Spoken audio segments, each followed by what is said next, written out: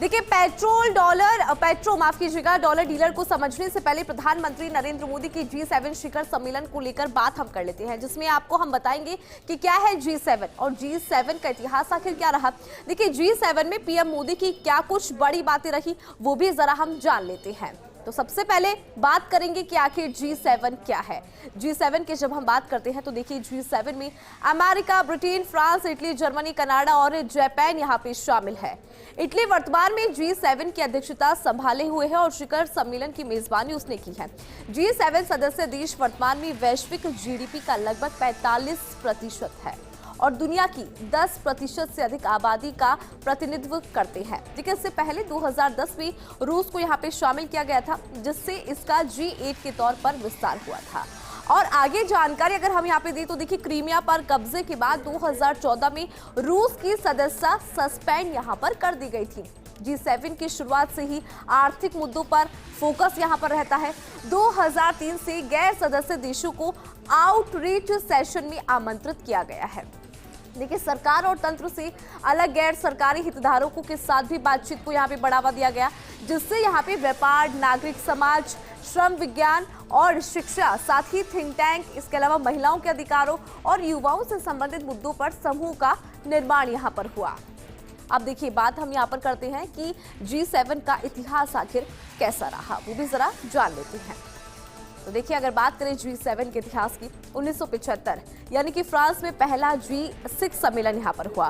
France, Germany, Italy, Japan, UK और America सदस्य थे।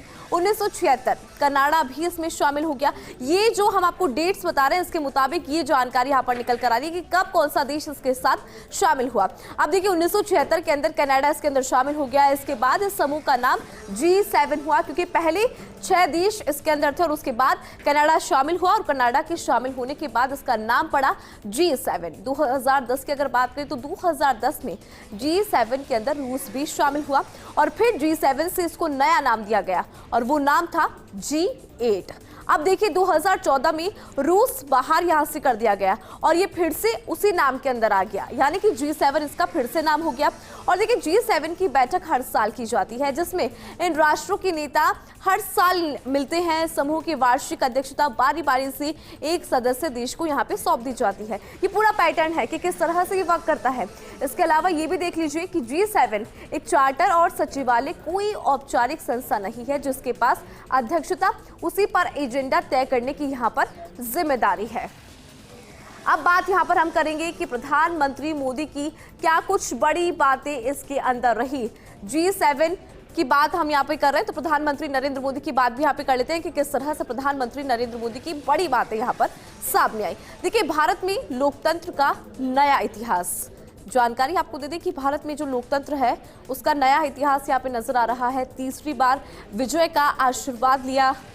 चुनावी प्रक्रिया में देखिए, हम आपको बताएं कि भारत की अगर बात करें तो देखिए, लोकतंत्र का नया इतिहास यहाँ पे नजर आ रहा है।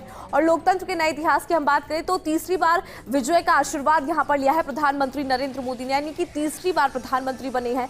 चुनावी प्रक्रिया में तकनीकी बेहद यहाँ पर अहम नजर आती है।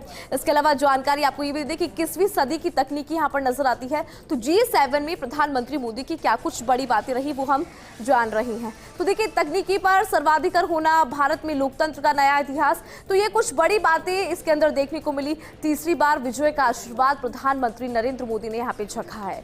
इसके अलावा चुनावी प्रक्रिया में तकनीकी बेहद अहम मानी गई।